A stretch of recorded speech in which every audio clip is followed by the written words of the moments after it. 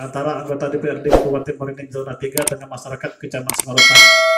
Yang kedua, makin sering datang ke Kecamatan Sengorotan akan menambahkan dampak positif terhadap pembangunan di Kecamatan Sengorotan untuk tahun-tahun yang akan datang. Bapak Ibu hadirin yang kami hormati, adapun hal-hal yang perlu akan kami sampaikan pada kesempatan ini menyangkut pembangunan di Kecamatan Sengorotan untuk tahun 2021 maupun 2022 adalah jalan kabupaten dari Simpang Sukarami sampai ke Desa Sukamaju. Itu tolong menjadi catatan skala prioritas. Yang kedua, jalan kabupaten dari Desa Sukajadi, Talanghulu sampai ke Simpang Petarluar. Dan selanjutnya lanjutan pembangunan jalan dari Sukarami sampai ke Bodok, terutama pelebaran jalan di Desa Sukarami. Selanjutnya yang skala prioritas adalah lanjutan pembangunan jembatan penyeberangan dari Desa Danau Baru sampai ke Desa Danau Tempat. Mohon nantinya untuk tahun 2022 nanti untuk dianggarkan sehingga jembatan tersebut bisa dilalui oleh masyarakat dan akan mempermudah masyarakat untuk ke Desa Danau Tempat. Ini yang kami hormati, kami juga akan sampaikan kepada desa bahwa pada pertengahan Maret ini kita akan mengadakan seleksi musabaqah tilawah Quran tingkat kecamatan. Dan untuk 3 kabupaten akan dilaksanakan insya Allah tanggal 4 sampai dengan 10 April 2021. Kalau tidak salah tempatnya di Kecamatan Gelumbang. Kecamatan Sengorotan dan Pasca musabaqah tilawah Quran tingkat kabupaten nanti. Bapak Ibu hadirin yang kami hormati, dan selanjutnya kami mohon kepada Bapak Ibu DPRD Kabupaten Merangin, apa-apa yang nantinya disampaikan oleh Kepala Desa dipilih untuk dapat didampingi. Alhamdulillah, alhamdulillahirobbilalamin. Assalatu wassalamu ala anbiya wa mursalin wa ala alihi wa sahbihi ajmain.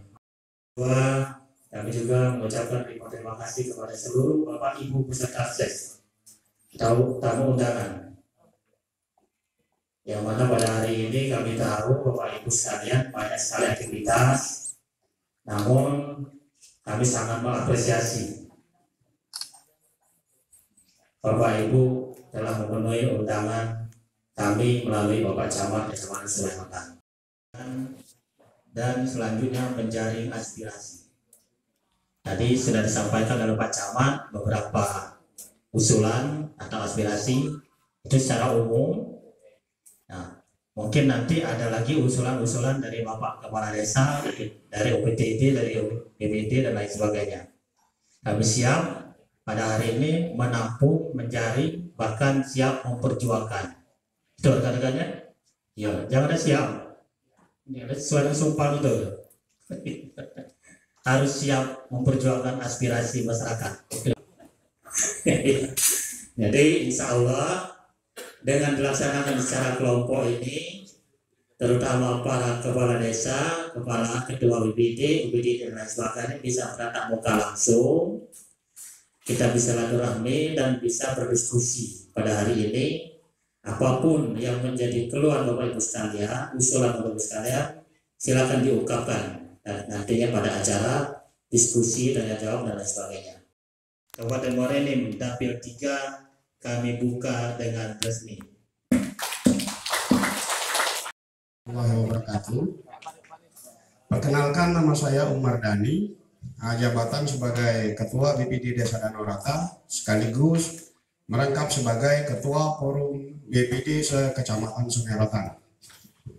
Yang saya hormati Bapak Camat beserta staf yang sempat hadir pada hari ini, Bapak-bapak anggota DPRD Kabupaten Merangin, Bapak Dan Ramil dan Polsek Sengorotan yang saya hormati. Dalam hal ini izinkanlah saya menyampaikan beberapa usulan-usulan yang perlu mungkin dibahas dibawa ke DPRD nantinya. Yang pertama, saya akan menyampaikan tentang hak dan kewenangan BPD.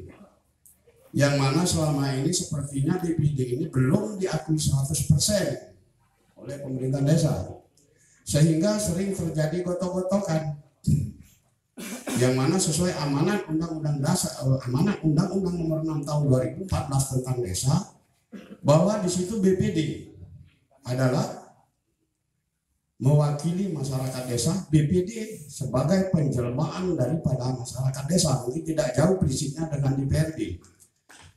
Nah, di situ BPD ditugaskan untuk membahas dan menyepakati peraturan di desa bersama kepala desa. Nah, di dalam 3 kategori ini sepertinya ada kegotok-gotokan karena mungkin belum sama-sama memahami akan amanat undang-undang ini, sehingga antara pemerintah desa dengan BPD sepertinya ada gotok-gotokan selisih paham. Padahal kita di bawah satu payung, di bawah undang-undang yang sama, di bawah peraturan yang sama, peraturan Menteri Dalam Negeri, peraturan Menteri Desa, dan lain sebagainya, juga peraturan Bupati. Nah, di sini kami mohon untuk kedepannya agar BPD itu diberikan BIMTEK, karena selama ini kami belum pernah ada yang namanya BIMTEK secara terbuka ataupun secara diberikan buku panduan. Saya bisa berbicara seperti ini karena saya selalu memahami, saya mengikuti istilahnya di internet, makanya saya sedikit paham tentang hak kewajiban BPD ini.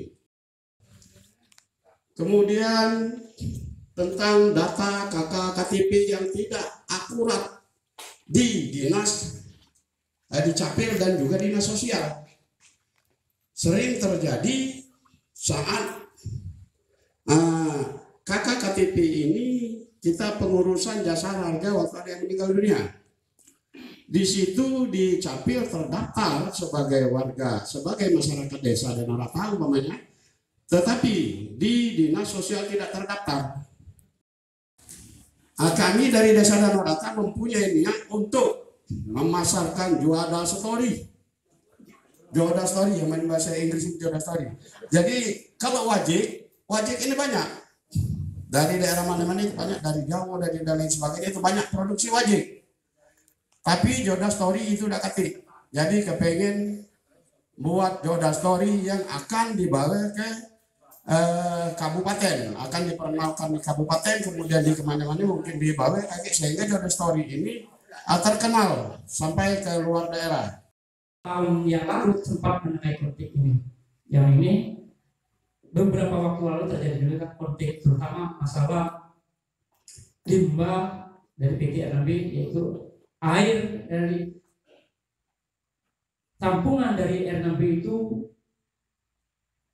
sampai mencemari sawah-sawah masyarakat di seputaran Kecamatan Sungai Rotan, Desa Muara sampai Sungai Rotan di situ. Dan yang untuk yang PT Serbu itu masalah debu. Debu perusahaan PT R6B itu skalanya Serbu. Nah di situ itu hampir sebagian sawah-sawah yang mulai dari Desa Sukacinta sampai Desa Tani Marga itu mengalami, kalau musim kemarau ini, ya kan, terdampak debu batu bara.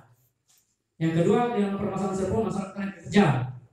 Nah perlu bapak-bapak anggota DPR zona 3 Kabupaten Muara ini di sini kami sampaikan bahwasannya untuk penerimaan tenaga kerja untuk di Kecamatan Sangatta cuma sekitar tidak sampai 10%. Gitu. Ini tuntutan kepala desa yang berada di ring 1 untuk jalur Serbu.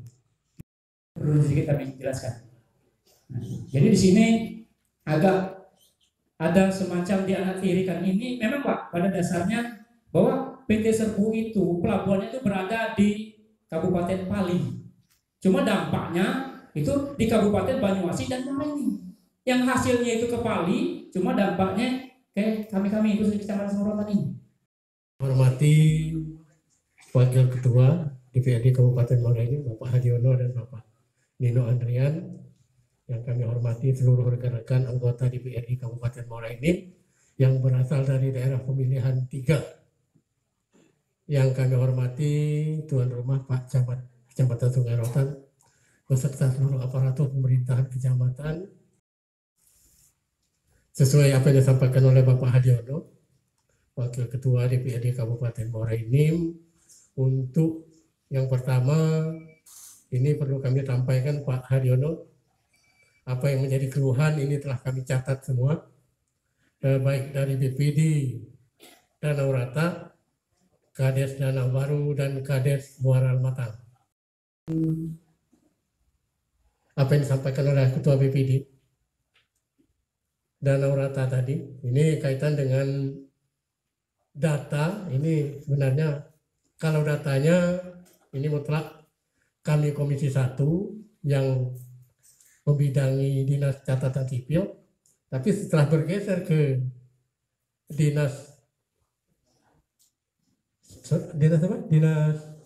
Sosial, ini lakukan kami lagi nih Pak Anu. Jadi maksud kami untuk yang data masuk ke Capil ini siap akan kami kawal, akan kami perbaiki sebagaimana yang ketentuannya supaya masyarakat itu pada saat dia mengajukan klaim kematian dia mendapatkan itu. Itu yang jadi persoalan Pak Ketua BPD ya. Nah, jadi bukan cuma di kita baik Pak Ketua BPD, ini pada saat kami musren kecamatan di Gelombang ini ditanyakan hampir 5 miliar sudah tunggakan dari apa itu yang pemenang lelang dari asuransi ya. Nah, dari asuransi kematian ini belum dilunas, belum dibayar. Belum dibayarnya kepada yang berhak menerima.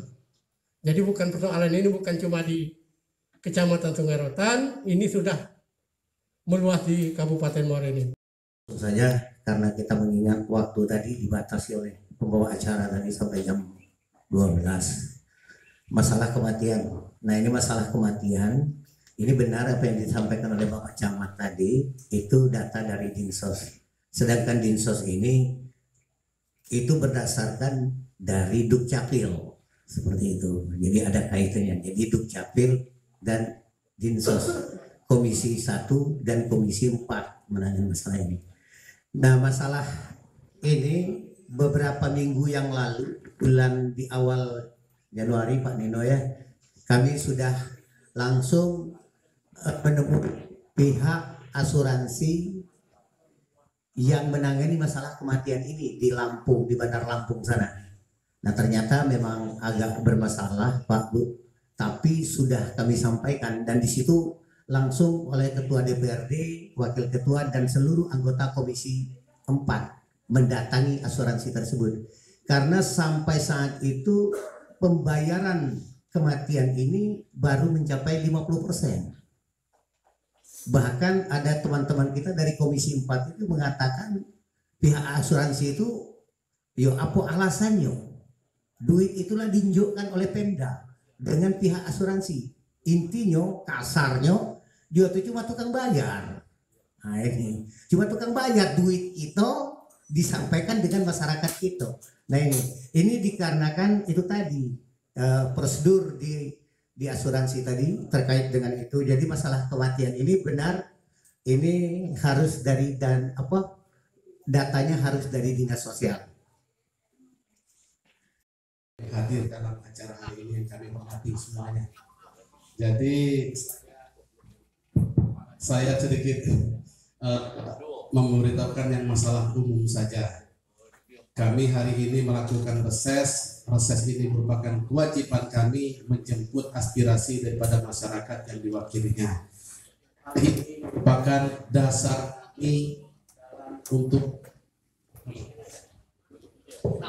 kami dalam untuk menentukan pembangunan maupun usulan-usulan kami. Kami juga tidak bisa semerta-merta langsung tiba-tiba Bapak ada kehendak atau keinginan kami masukkan. Kami tidak bisa Pak sekarang. Kami harus ada rangkaian-rangkaian, yaitu melalui dari ses ini. Dari ses ini kami ada lagi masuknya e-planning. Nah di e-planning itulah yang diambil dengan pemerintah. Mudah-mudahan dari usulan reses yang Bapak sampaikan kepada kami pada hari ini, kami bisa masukkan di e-planning kami dan Musrabang Kabupaten nanti bisa kami sinkronkan. Dua wakil ketua, kita bersyukur zona 3 ini dapat 2 ekor wakil, ya wajar. Sedangkan 3 wakil ketua dan wakilnya. Nah, yang 2 ini alhamdulillah ada di dapil 3. Bagi kami kebetulan hadir di sini ada 4 orang. Komisi 3. Komisi 3 ini sebenarnya ada kaki permasalahan di sini tidak banyak. Permasalahan komisi 1, komisi 2 dan komisi 4. Kalau komisi 3 ini bicaranya aman, berarti pembinaannya bagus. Kemudian yang di sini yang hadir 1 Ibu Meta, keduanya Pera, ketiganya yang mau kamu nih si Riu, yang keempatnya aku. Jadi 4. Kami 4 ini alhamdulillah karena kebetulan yang 2 periode cuma sini si Riu dengan si Pera.